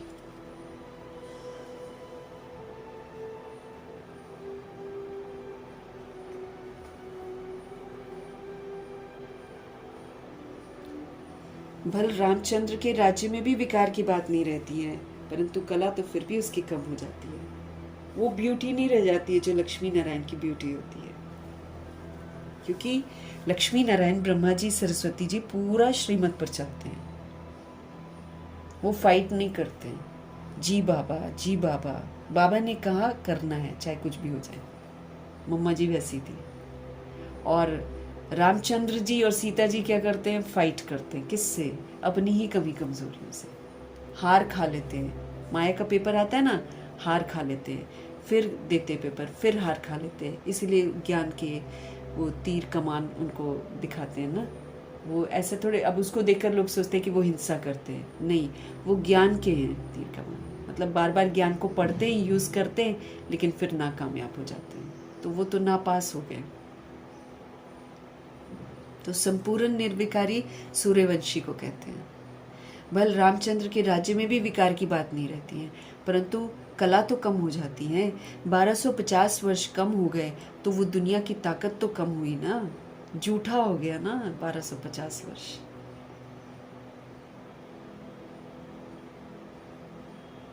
इसलिए उनको सतो प्रधान और फिर त्रेता युग को सतो कहते हैं। कम हो जाता है उसका वैल्यू। तुम चाहते हो हम मम्मा बाबा को फॉलो कर सूर्यवंशी महाराजा महारानी बने, इसमें तकलीफ व खर्चे आदि की तो बात ही नहीं है। बाबा कोई तकलीफ थोड़ी देते हैं, ना कोई खर्चा करने को कहते हैं भैया तुम सूर्यवंशी बनोगे, तुम इतना पैसा दो। बाबा बोलते हैं क्या? कभी भी नहीं बोलते।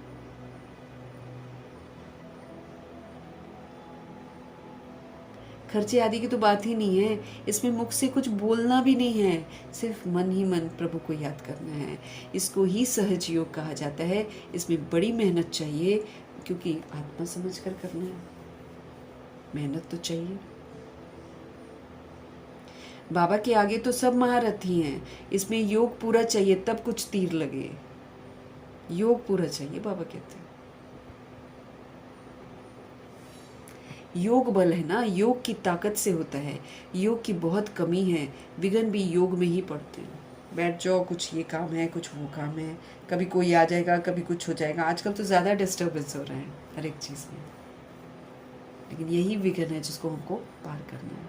प्रश्न नहीं करना है, बाबा कहते हैं डिस्टर्ब नहीं होना, क्योंकि पूरी डिस्टर्बेंस वाली दुनिया आने वाली है, चारों तरफ की डिस्टर्बेंस होगी। लेकिन ये रोज़मर्रा की जो डिस्टर्बेंस है ना, ये हमको तैयार कर रही है कि बी स्ट्रांग, है ना, अशरीरी बनो। अशरीरी बनेंगे तो हम डिटैच रहेंगे, मतलब प्रभाव में नहीं आएंगे। शरीर में रहेंगे तो सारी आवाज़ें सुनाई देंगी, अशरीरी रहेंगे तो एक परमात्मा के साथ कनेक्ट हो जाएंगे। एम नहीं ड्रिल कराते बाबा हमसे। बाबा कहते विघ्न आते भी योगी में है सबसे ज़्यादा। बेहद का बाप मीठे मीठे बच्चों को बैठ समझाते हैं, बच्चे बाप से पढ़ाई से मत रूठना, रूठेंगे तो 21 जन्म तकदीर से रूठ जाएंगे। बड़े अच्छे अच्छे बच्चे भी रूठ पड़ते हैं भगवान जी से, नशा चढ़ जाता है दे अभिमान का। मैंने तो इतनों को समझाया है। अरे भैया तुमने क्या समझाया? तुमने भगवान से समझकर शेयर किया है। हम किसी को समझा सकते हैं क्या? हम तो खुद ही भगवान जी से समझ रहे हैं, समझकर हम शेयर करते हैं दूसरों से, हम समझाते नहीं हैं। समझ तो हम भगवान से ले रहे हैं। इस बात को आत्माएं समझती नहीं और सोचती हैं हम समझा रहे हैं। कई एक बार मैंने देखा शुरू में, बिल्कुल न्यू जब थी ना मैं, तो कभी कभी सेंटर्स पर ऐसा अवसर बाबा ने दिया है कि कोई रूह आई है तो उसको कोर्स करा दो, ऐसा आया है अवसर। बहुत सारे प्रश्न होते थे जो मुझे अभी क्लियर नहीं होते थे, लेकिन खुदा न जाने कैसे जब उनको समझा रहे हैं तो वो बोल गए। बाद में मैं सोचती थी ये आंसर तो मुझे नहीं आता था। कौन समझा रहा है? भगवान जी समझा रहे हैं। हमको कभी भी इतराना नहीं चाहिए कि हम कहाँ समझा रहे हैं। हम तो समझ रहे हैं भगवान जी से और हम शेयर करते हैं। दे अहंकार आने से गिर पड़ते हैं। इसमें अहंकार नहीं आना चाहिए। हमारे बाबा को नहीं आता अहंकार, हम किस बात का अहंकार कर रहे हैं? शिव बाबा को तो कोई अहंकार है क्या? इसीलिए हमको लास्ट लेसन क्या मिला है? निराकारी, निरअहंकारी, निर्विकारी। मन को निराकारी बना लो, देख की सारी बातें खत्म हो जाएंगी। जब मेरा मन निराकारी बनेगा ना, तो दैहिक बातें सारी खत्म। अब रूह का रिश्ता है सबके साथ, ठीक? जब निराकारी मेरी मनसा हो जाएगी, तो जो वाचा मेरे मुख से निकलेगी उसमें अहंकार नहीं होगा। क्योंकि निराकार को अहंकार किस बात का होता है? बॉडी का होता है, नाम रूप का होता है। तो जब मैं रूह हूं तो अहंकार किस बात का? ऊंची स्थिति हो जाती है ना।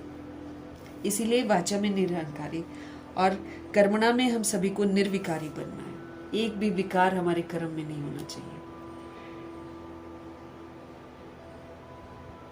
ये आखिरी पाठ बहुत महत्वपूर्ण है हमारे लिए।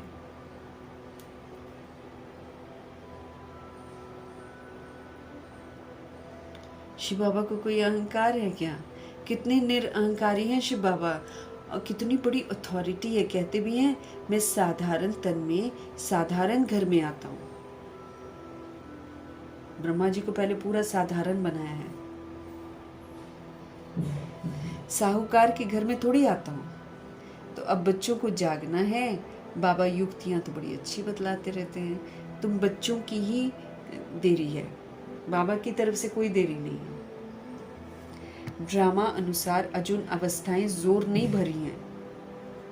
जिस तरह की हमारी अवस्था में जोर होना चाहिए ना, बाबा देख रहे हैं कि अवस्था में जोर नहीं है, सब अपने अपने में मस्त हैं।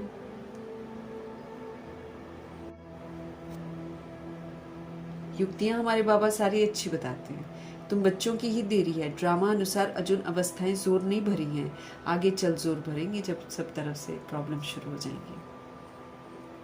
हम गवर्नमेंट को इतला करते हैं कि इतने इतने वर्षों में स्वर्ग की स्थापना हो जाएगी। ये अखबार आदि में मनुष्य पढ़ेंगे तो आकर तुमसे पूछेंगे, थोड़े वर्ष के अंदर स्थापना होगी तो विनाश भी जरूर होगा, ढेर आएंगे। ये प्रॉपर्टी आदि थोड़े समय के लिए है। इस प्रॉपर्टी को तुम कोई प्रॉपर्टी थोड़ी समझते हो। तुम जानते हो ये तो थोड़े रोज के लिए। ये मकान आदि रहने के लिए बनाए हैं, क्योंकि मधुबन में बहुत बच्चे आते हैं रिफ्रेश होने के लिए, फिर कहाँ रहेंगे, इसलिए वहाँ बनते हैं। कईयों को ये हो जाता है मधुबन में फिर क्यों बना रहे हैं इतना मकान, तो भीड़ भी तो आ रही है, कहाँ रखेंगे। 2-3 दिन के लिए भी कोई आएगा। अभी तो आगे समय ऐसा आएगा, बाबा बोल रहे जिस गाड़ी से आओगे उसी गाड़ी से वापस भी चले जाओगे, क्योंकि जिस गाड़ी से आए हैं ना, जब तक वो आगे मंजिल तक पहुंचती है और वहां से मुड़कर आएगी, उसी में फिर लौट जाएंगे, रहने की जगह नहीं होगी।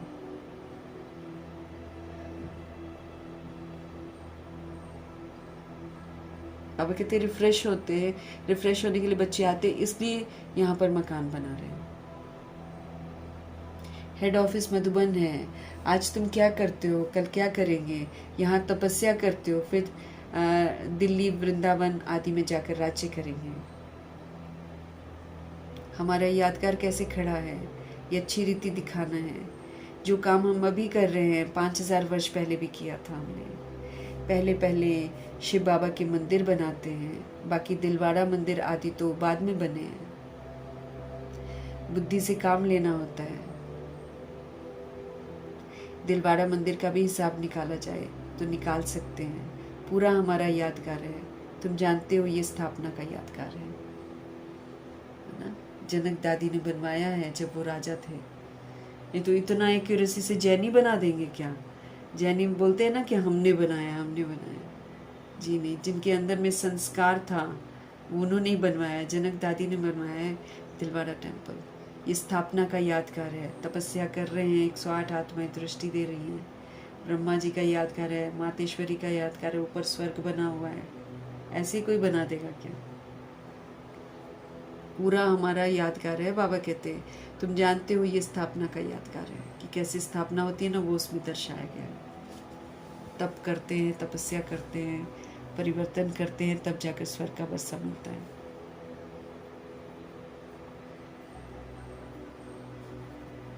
बड़ी बारीकी से अंदर दिखाया। तुम मीठे मीठे बच्चों को बहुत खुशी होनी चाहिए।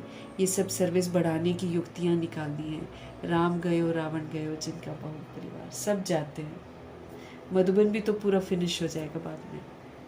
एंड में जब सब कुछ हो जाएगा तो वो भी तो जगह पूरी वैसी हो जाएगी। तभी तो 5000 वर्ष के बाद फिर बाबा आएंगे, ब्रह्मा जी फिर से अपनी कुटिया बनाएंगे, फिर से पढ़ाई होगी, तो क्लीन तो सब कुछ ही हो जाएगा। इसलिए बाबा कहते हैं राम गयो रावण गयो, ऐसा बोलते हैं ना। तो राम निराकार राम का परिवार भी जाता है, जो 16,108 करोड़ बच्चे हैं, और जो रावण का इतना विस्तार है वो भी जाता है, सब जाते हैं।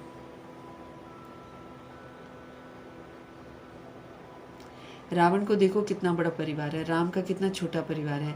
गायन राइट है, परंतु कोई समझ नहीं सकते हैं। बाप बैठ समझाते हैं तो भी निश्चय नहीं बैठता है।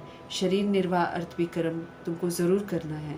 हाँ, जो सर्विसेबल बच्चे हैं ना पांडव, वो तो गवर्नमेंट से पालना ले सकते हैं, उनकी सारी संभाल हमको करनी पड़े ना। जो प्रीत बुद्धि पांडव समर्पित हो जाते हैं, जैसे शुरू में आत्माएं, उनकी पालना तो फिर ईश्वरीय गवर्नमेंट ही करेगी ना। अब जैसे दीदियाँ समर्पित हो जाती हैं, सेंटरों पर रहती हैं, तो फिर बाबा उनकी पालना करते हैं।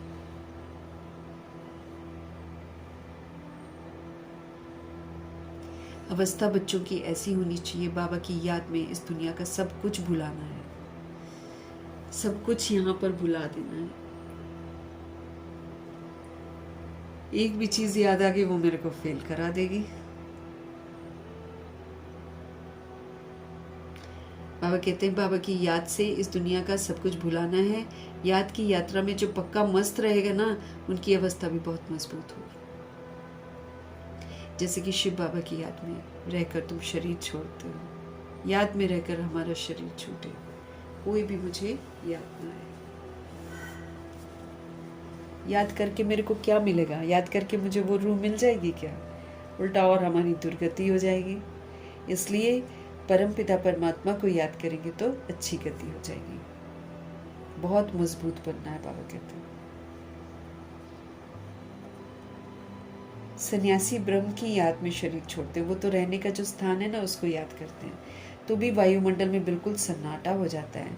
बाबा को अनुभव है, मनुष्य मरते हैं ना तो घर में सन्नाटा हो जाता है। लगता है ना कितना अजीब सा लगता है। ये तो अभी आपको समझ में आ गया है ना, तो हम उतना घबराते नहीं है।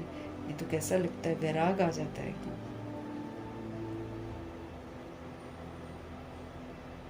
पहले तो डेड बॉडी को देखकर बहुत डर लगता था, अब तो समझ में आ गया कि ये तो महज एक इंस्ट्रूमेंट है, रूह तो आसपास ही है।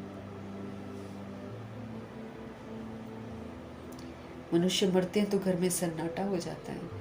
इसमें भी ऐसे ही होता है, पिछाड़ी में जैसे कि सब कुछ भूल जाते हैं। अब हमको जाना है घर वापस। अब क्या समझना है, ये एक्टिंग है, बस खेल खेलते, ड्रामा है, नाटक पूरा हुआ। हम रूहें मरती नहीं है, हम सब घर वापस चले जाएंगे। ये अपने आप को बार बार समझाना। अब हमको वापस घर जाना है। देह अभिमान छूटता जाता है, पिछाड़ी में शरीर खुशी से छोड़ना चाहिए, हर्षित मुख होकर। अब ये नहीं कि रोने वाला मुंह बनाकर हम घर वापस जाएं। खुश होना है, ओके, खेल पूरा करना है अच्छे से। पिछाड़ी में शरीर खुशी से छोड़ना चाहिए, हर्षित मुख। बस हम कहाँ जा रहे हैं, ऐसी अवस्था जब होगी तब विजयमाला में फिर रोने लायक बनेंगे। तुम्हारे में शांति की करंट है। कोई भी आते हैं ना तो कहते हैं यहाँ शांति बहुत है। ये है रियल शांति। आत्मा शरीर से डिटैच हो जाती है। तुम जानते हो हम आत्मा शांत स्वरूप हैं। हम अपने स्वधर्म में बैठ जाते हैं। बस इसमें हमको टिकना है, चाहे कुछ भी हो जाए। बाबा कहते हैं इसका पिलर बन जाओ, जैसे ब्रह्मा जी बन गए थे। वो शांति के पिलर थे। आप हिला जाओ, आप कुछ कर जाओ, आप नुकसान कर दो, जो मर्जी कर दो, आप बेगरी पार्ट ले आओ, ब्रह्मा जी ऑलवेज पीसफुल है। उन्होंने सबूत दिया है आत्मा होने का। अब हमको भी सबूत देना है आत्मा होने का।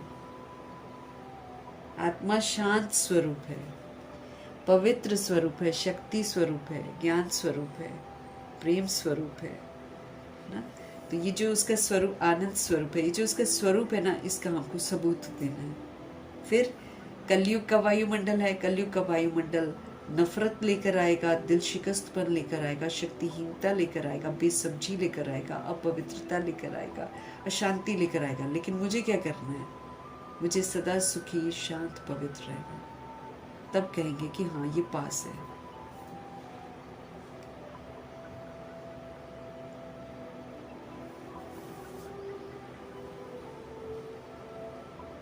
करंट हमको, तुम्हारे में शांति की करंट है। ऐसे रूहें बोलती हैं यहाँ शांति बहुत है। ये है रियल शांति। आत्मा शरीर से डिटैच हो जाती है। तुम जानते हो हम आत्मा शांत स्वरूप है। हम अपने स्वधर्म में बैठ जाते हैं। कर्म के बिना तो कोई मनुष्य रह नहीं सकता। वो लोग हठ योग से क्या क्या नहीं करते हैं। तुम अब समझते हो हमारा तो स्वधर्म ही शांति है। यहाँ हम आए हैं पाठ बचाने के लिए। अब हमको वापस जाना है अपने घर। बाप कहते हैं मुझे याद करो और घर को अब याद करो। बाप को याद करने से तुमको वर्षा मिलेगा। बाप कहते हैं मुझे भी घर में याद करो। यहाँ तो मैं टेम्पररी आता हूँ, मुझे बार बार परम धाम में याद करो। ऐसा बाबा कहते हैं, ताकि हमारी दृष्टि ऊपर जाए। बाप को याद करने से वर्षा मिलेगा। बाप कहते हैं मुझे भी घर में याद करो। यहाँ तो मैं टेम्पररी आता हूँ, तुम्हारी बुद्धि शांति धाम में टिकनी चाहिए, बाबा की याद में। घर का भी वर्षा लेना है ना, वो है आत्माओं का घर, ये है जीव आत्माओं का घर। हम यहाँ बॉडी लेते हैं, ये है जीव आत्माओं का घर। अपने घर को भी मत भूलो, बाप को भी मत भूलो। बाप को याद करने से ही पवित्र बनेंगे और बाप को याद करने से ही इज्जत से घर जाएंगे। ज्ञान को धारण करने से फिर राजाई करने आएंगे नई दुनिया में। ज्ञान हम धारण कर लेंगे तो फिर राजाई करने आएंगे। कहाँ पर? नई दुनिया में। जितना हो सके औरों को रास्ता बताते जाओ। Always see father. तुम जानते हो बाप ने क्या किया, सब कुछ माताओं को दे दिया। मतलब ब्रह्मा जी ने सब कुछ सौंप दिया, खुद के पास तो 1 रुपया भी नहीं रखा और न कभी एहसान दिखाया कि मैंने दिया हुआ है।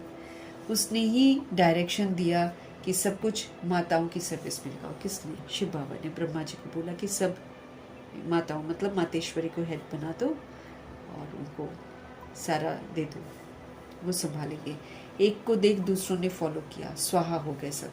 परंतु फिर जब टिक भी सके ना, ड्रामा अनुसार भट्टी तो बननी थी। पाकिस्तान हिंदुस्तान हुआ, तुम्हारी भट्टी पहले शुरू ही हुई पाकिस्तान में। तुमने नदी को क्रॉस किया। शास्त्रों में तो क्या क्या बातें लिखती हैं, प्रैक्टिकल में तो अब तुम जानते हो ना सब कुछ। फिर कल बात तुम ही सुनेंगे।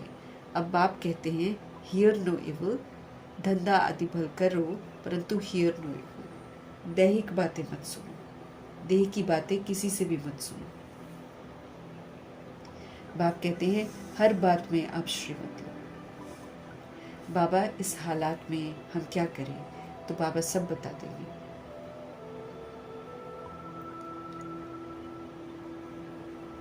बाबा इस हालत में हम क्या करें, तो बाबा सब बता देंगे। कोई भी बात पूछनी हो तो तुम बाबा के पास आओ। तुम डरते क्यों हो? कदम कदम पर पूछना है। श्रीमत पर चलने से कदम कदम में पदम है।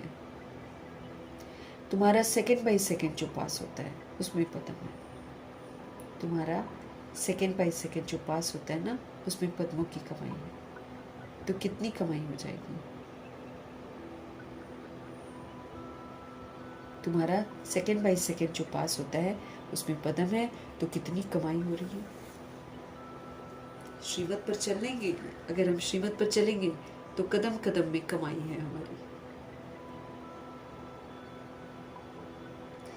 अच्छा, मीठे मीठे से खिलते बच्चों प्रति माता पिता बाप दादा का याद प्यार और गुड मॉर्निंग। रूहानी बाप की रूहानी बच्चों को नमस्ते। हम रूहानी बच्चों की भी रूहानी बाप को दिल से, जान से, सिख से, प्रेम से, अदब से, पूरे रिस्पेक्ट से, पूरे रिगार्ड से, प्रेम भरी, स्नेह भरी, मोहब्बत भरी नमस्ते और तहे दिल से मीठे परमपिता परमात्मा जी का धन्यवाद।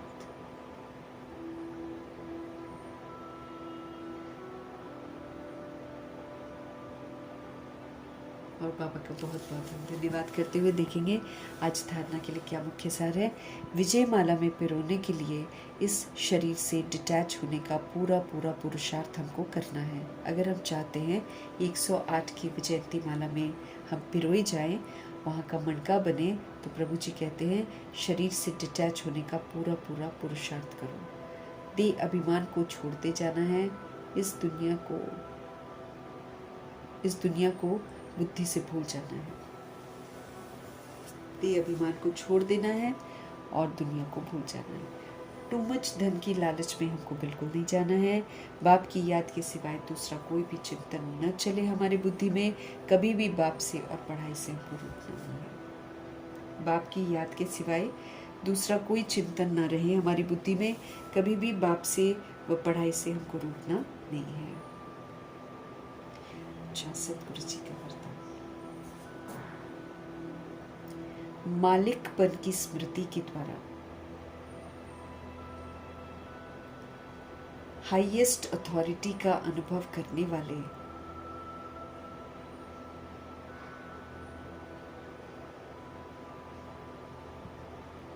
मालिकपन की स्मृति के द्वारा हाईएस्ट अथॉरिटी का अनुभव करने वाले कंबाइंड स्वरूपधारी भव। मालिकपन ना, मालिक है ना, मालिकपन की स्मृति रहे तो हाईएस्ट अथॉरिटी का अनुभव करेंगे, कंबाइंड रूपधारी बन जाएंगे। पहले अपने शरीर और आत्मा के कंबाइंड रूप को स्मृति में रखो। शरीर रचना है और आत्मा क्या है? रचता है। इससे मालिकपन स्वतः ही स्मृति में रहेगा। आत्मा मालिक है शरीर को चलाने वाली।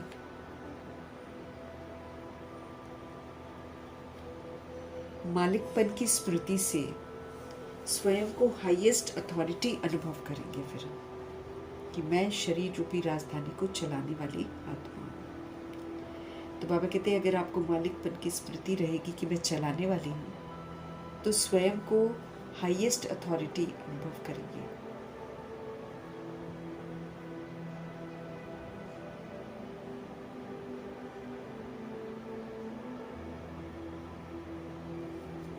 तो पहले अपने शरीर और आत्मा के कंबाइंड रूप को आप स्मृति में रखो। शरीर आपकी रचना है, आप रचता हो। इससे मालिकपन स्वतः स्मृति में रहेगा और फिर हाईएस्ट मालिकपन की स्मृति से स्वयं को हाईएस्ट अथॉरिटी अनुभव करेंगे। शरीर को चलाने वाले होंगे। दूसरा, बाप और बच्चा शिव शक्ति के कंबाइंड स्वरूप की स्मृति से माया के विघ्नों को अथॉरिटी से पार कर लेंगे। बाप और बच्चा शिव शक्ति के कंबाइंड स्वरूप की स्मृति से माया के विघ्नों को अथॉरिटी से पार कर लेंगे। माया के विघ्नों को हम अथॉरिटी से पार कर लेंगे। तो मालिकपन की स्मृति द्वारा हाईएस्ट अथॉरिटी का हम अनुभव करें और फिर कंबाइंड रूप धारण बने, स्वरूप धारण। शरीर और आत्मा ही तो रचती है शरीर, है कि नहीं? तो शरीर को चलाने वाली है, आत्मा रचना है। बाबा कहते हैं ये वाली स्मृति रखोगे तो तुमको ये वाला फीलिंग आएगा कि हाँ तुम मालिक हो इस शरीर को चलाने वाली। स्वयं को फिर हाईएस्ट अथॉरिटी अनुभव करोगे कि मैं चलाने वाली हूँ, कर्म इंद्रियों को मैं हैंडल करूँगी, ऐसा वाला फीलिंग आता है ना। शरीर को चलाने वाले होंगे। और दूसरा क्या है? बाप और बच्चा।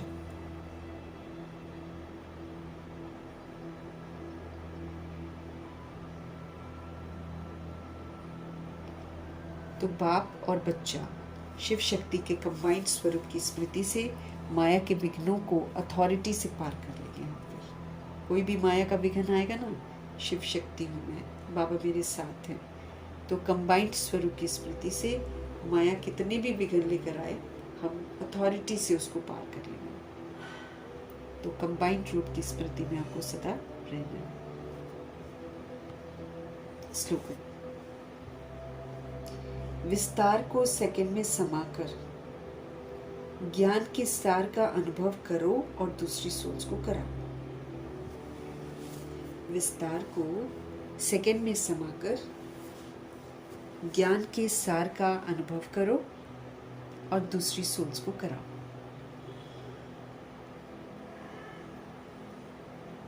विस्तार बॉडी की दुनिया, सार आत्मा की दुनिया। बाबा कहते इसको अनुभव करो, खुद भी करो, दूसरों को भी करो। हमको रोज अव्यक्त इशारे मिल रहे हैं ताकि हम सोल्स ज्वाला स्वरूप स्थिति अब अपनी बना लें, जिसमें किसी भी तरह का विकार का अंश न हो, पुराने संस्कार न हो, एक बाबा की याद हो और जो ईश्वरीय सेवा पर तत्पर रहना वो याद रहे बस। तो ये अव्यक्त इशारे ज्वाला स्वरूप स्थिति में रहे, शक्तिशाली याद का अनुभव करो। पाप कटेश्वर व पाप हरनी तब बन सकते हो जब याद आपकी ज्वाला स्वरूप होगी। अब देखो, हमको अपने तो काटने हैं और दुनिया से भी खत्म करने हैं, तो इसलिए बाबा क्या बोल रहे हैं?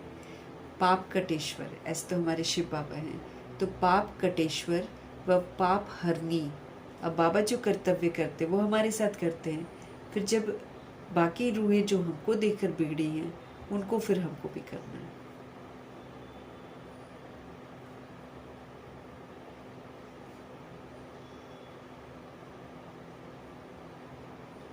तो पाप कटेश्वर व पाप हरनी तब बन सकते हो जब याद आपकी ज्वाला स्वरूप होगी। इसी याद के द्वारा अनेक आत्माओं की निर्बलता दूर होगी। इसके लिए हर सेकंड, हर श्वास बाप और आप कंबाइंड होकर रहो। इसी याद के द्वारा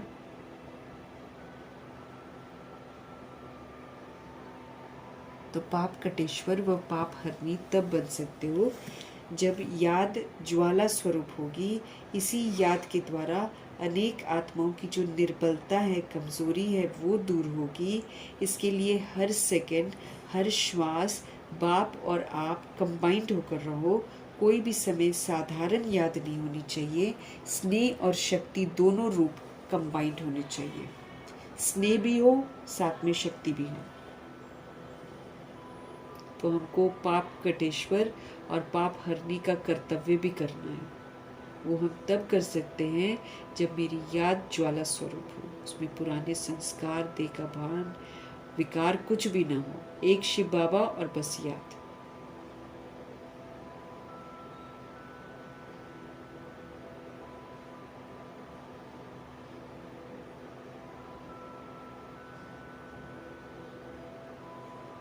तो अपना कर्तव्य याद रखेंगे। पाप कटेश्वर, पाप हरनी बनना है तो मेरे को ज्वाला स्वरूप याद में रहना है। और इसी याद से हम बहुत सारी सोल्स की जो कमज़ोरियाँ हैं उसको दूर करने में मदद करेंगे। इसके लिए बाबा हमको बोल रहे हैं हर सेकंड, हर श्वास बाप और आप कंबाइंड होकर रहो। फिर बाबा की जो ताकत है वो ठीक करेगी सबको। और कोई भी, हम खाली निमित्त बनेंगे बस। मेरा काम है बाबा के साथ कंबाइंड रहना। मेरा काम है ज्वाला स्वरूप याद में रहना, स्थिति में रहना। बाकी काम तो बाबा करते हैं। लेकिन क्या करें, बाबा कहते हैं कि वो मुझे याद ही नहीं करते। द्वापर युग कलयुग के बच्चे, वो तो देवी देवताओं को, अपने इष्ट को याद करते हैं। फिर बाबा को इष्ट और देवकुल की आत्मा को कहना पड़ता है कि भाई तुम मुझे याद करो। तो फिर बाबा इनडायरेक्टली उनको ठीक कर देते हैं। बाबा कहते हैं अगर आपकी ज्वाला स्वरूप याद होगी ना, इससे फिर बहुत सारी सोल्स की कमज़ोरियाँ दूर हो जाएंगी। इसके लिए हर सेकंड, हर श्वास बाप और आप हमेशा कंबाइंड होकर रहो। कोई भी समय आपकी ऑर्डिनरी याद नहीं होनी चाहिए। स्नेह और शक्ति दोनों रूप कंबाइंड होने चाहिए।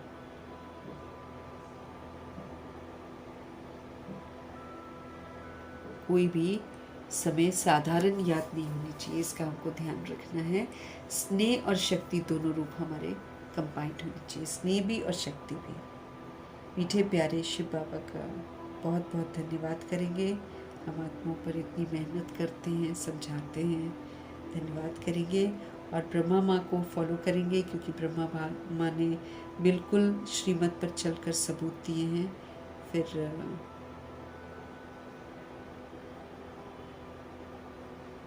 है ना, तो धन्यवाद करेंगे। और फिर जगदम्बा माँ का धन्यवाद, कुलसार दादी, जनक दादी, है ना, सभी अष्ट रत्नों का धन्यवाद, नवग्रहों का धन्यवाद, एडवांस पार्टी की सारी सोल्स का धन्यवाद, बची हुई जितनी भी सोल्स हैं सबका हम धन्यवाद करेंगे। 5 तत्वों का धन्यवाद, ड्रामा का धन्यवाद, प्रकृति का धन्यवाद, माया का धन्यवाद, यमदूत का धन्यवाद, करोड़ों की आबादी का धन्यवाद, साधनों का धन्यवाद, साधन बनाने वालों का धन्यवाद, साथ में रहने वाली सोल्स का धन्यवाद, सहयोगी आत्माओं का धन्यवाद,